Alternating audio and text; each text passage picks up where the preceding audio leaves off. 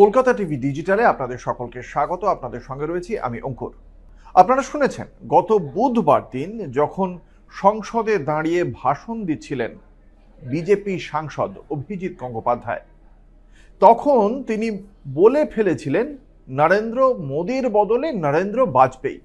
খুব স্বাভাবিকভাবেই তার বক্তব্য ভাইরাল হয়ে যায়, যদিও পরোক্ষ নেই।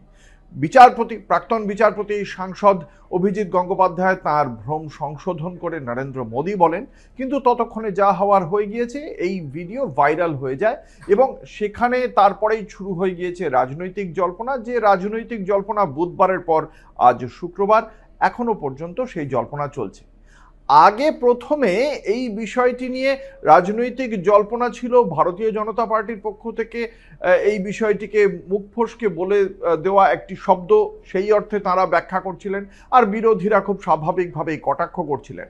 এখনও সেই জল্পনা যেটা চলছে সেটার সঙ্গে আবার টেনে আনা হচ্ছে এই সপ্তাহের গোড়ায় সোমবার দিন প্রধানমন্ত্রী নরেন্দ্র মোদী বন্দে মাতরম নিয়ে আলোচনায় বঙ্কিমচন্দ্র চট্টোপাধ্যায় সম্পর্কে বলতে গিয়ে যে বঙ্কিম দা বলে ফেলেছিলেন, এবং পরবর্তীকালে তৃণমূল কংগ্রেস সাংসদ সৌগত রায়ের বক্তব্যের পরেই তিনিও তা সংশোধন করে বঙ্কিম বাবু বলেন, সেই বঙ্কিম দা বিতর্কের সঙ্গে টেনে আনা হচ্ছে এই বিতর্ককে।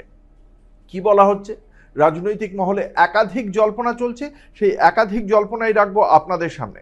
এক পক্ষ যেমন বলছে যে এই যে প্রধানমন্ত্রী নরেন্দ্র মোদী বঙ্কিম দা বলে ফেলেছিলেন, সেই অপমান কোনোভাবেই হজম করতে পারেননি শেষমেশ তো বাঙালি, সেই জন্য অভিজিৎ গঙ্গোপাধ্যায় সংসদে দাঁড়িয়েই তার প্রতিবাদ করেছেন তার নিজস্ব ঢঙে।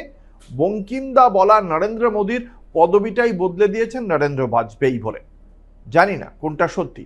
আবার এই জল্পনাও চলছে যে বঙ্কিম দা বলায় নরেন্দ্র মোদীকে নিয়ে যে জল্পনা বা কটাক্ষ চলছে সেটার যাতে অবসান হয়, এবং তার জন্য নিজের দিকে তীরটা ঘুরিয়ে নিয়েছেন নিজে নরেন্দ্র বাজপেয়ী বলে, তাতে অন্তত বঙ্কিম দা প্রসঙ্গ ধামাচাপা পড়বে, বরং তিনি ভুল করেছেন বলে তাকে নিয়ে চর্চা হবে, অব্যাহতি পাবেন প্রধানমন্ত্রী নরেন্দ্র মোদী। এমনই বহু জল্পনা চলছে, যদিও বিচারপতি বলেছেন এটা তার মুখ ফসকে বলে দেওয়া একটি বিষয়, তার বাইরে অন্য কিছুই নয়। মানুষ কোনটা বিচার করবেন সেটা মানুষের বিষয়। বিচারপতি কি বলেছিলেন সেটা একবার শুনে নিন। আমাদের দেশে এখন একজন প্রধানমন্ত্রী আছেন, তার নাম নরেন্দ্র বাজপেয়ী, নরেন্দ্র মোদী, আর একজন হোম মিনিস্টার আছেন, তার নাম অমিত শাহ।